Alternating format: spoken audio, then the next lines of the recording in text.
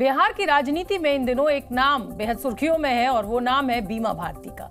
जी हां, पिछले 25 सालों से यूं तो बीमा भारती राजनीति में सक्रिय हैं, लेकिन इस बार एक सीट को लेकर उनके नाम पर सियासी संग्राम छिड़ा हुआ है। ये सीट है पूर्णिया की, जहां से हाल ही में कांग्रेस में शामिल हुए पप्पू यादव भी अपना दावा ठोक रहे हैं।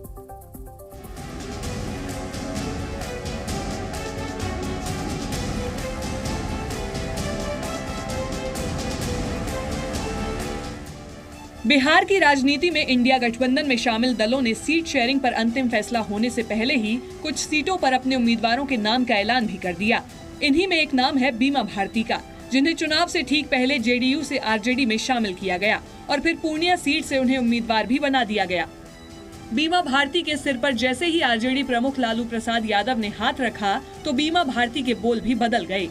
लालू प्रसाद जी जो हमारे पिता तुल है और एक पिता जो है एक बेटी को टिकट दे करके पूर्णिया भेजने का काम किया है।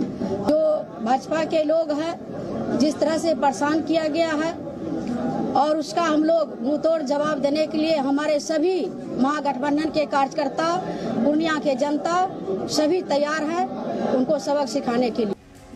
बीमा भारती ने इस दौरान ये ऐलान भी कर दिया कि 3 अप्रैल को वो अपना नामांकन भी दाखिल करेंगी।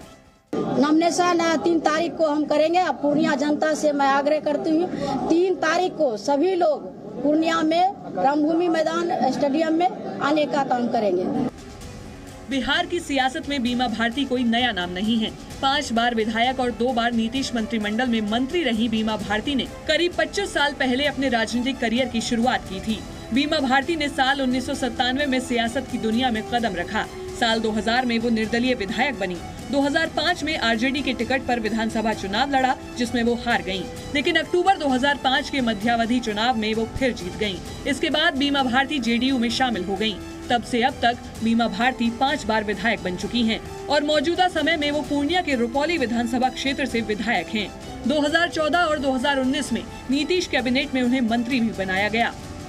बीमा भारती के पति अवधेश मंडल की छवि काफी दबंग किस्म की बताई जाती है और उन पर कई आपराधिक केस भी दर्ज हैं। लेकिन इन विवादों का बीमा भारती के सियासी सफर में कोई प्रभाव नहीं पड़ा। लेकिन इस बार पूर्णिया सीट से लालू ने उन्हें अपनी पार्टी से उम्मीदवार बनाया तो बवाल बढ़ गया। इसके पीछे की सिर्फ एक वजह है, पप्पू यादव, जिन्होंने कुछ समय पहले ही कांग्रेस में शामिल होने के साथ ही अपनी जन अधिकार पार्टी का भी कांग्रेस में विलय कर लिया था और वो पूर्णिया सीट छोड़ने को तैयार नहीं है। जो मेरा इमोशनल भावना है, जो इमोशन से मेरा पूर्णिया के साथ मेरी फीलिंग है, हमारे इमोशंस हमारे इमोशंस साफ है, वो क्लियर है। पूर्णिया छोड़ने का मतलब है पप्पू यादव को आत्महत्या करना। पप्पू यादव के इस ऐलान के साथ ही इंडिया गठबंधन की सियासी लड़ाई भी सामने आ गई।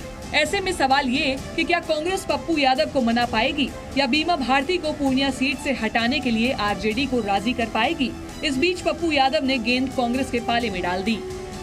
लड़ाई कांग्रेस को नंबर 1 के लिए है, सिर्फ सीट के लिए नहीं। हमको तो एमपी एमएलए नहीं है, तब भी कोरोना में पप्पू यादव, बाढ़ में पप्पू यादव, सबकी सेवा में पप्पू यादव। पद मेरे लिए मैटर नहीं रखता है। नेतृत्व कह तो दे कि आपको नहीं लड़ना है, आपको काम करना है, लेकिन मैं यदि लड़ूंगा, मुझसे आप यदि पूछते हैं, हम नेतृत्व को कह दिए यदि हमको लड़ाना होगा तो सर निर्णय पूर्णिया का ही लीजिए। राजेश रंजन उर्फ पप्पू यादव के सियासी सफर की बात की जाए तो 1990 में मधेपुरा से पहली बार निर्दलीय विधायक बने। इसके बाद 1991, 1996, 1999, 2004 और 2014 में लोकसभा चुनाव जीता। 2015 में आरजेडी से अलग होकर जन अधिकार पार्टी बनाई। 2019 में मधेपुरा से लोकसभा चुनाव लड़े, जिसमें उन्हें हार का सामना करना पड़ा। बीमा भारती इससे पहले जेडीयू में शामिल थी और विधानसभा के साथ ही पूर्णिया लोकसभा सीट भी जेडीयू के खाते में ही है। 2014 और 2019 के लोकसभा चुनाव में जेडीयू के संतोष कुमार कुशवाहा यहां जीत हासिल कर लगातार 2 बार सांसद बने और इस बार भी नीतीश कुमार ने उन्हीं पर दांव लगाया है। ऐसे में पूर्णिया सीट की सियासी लड़ाई को भी काफी दिलचस्प माना जा रहा है।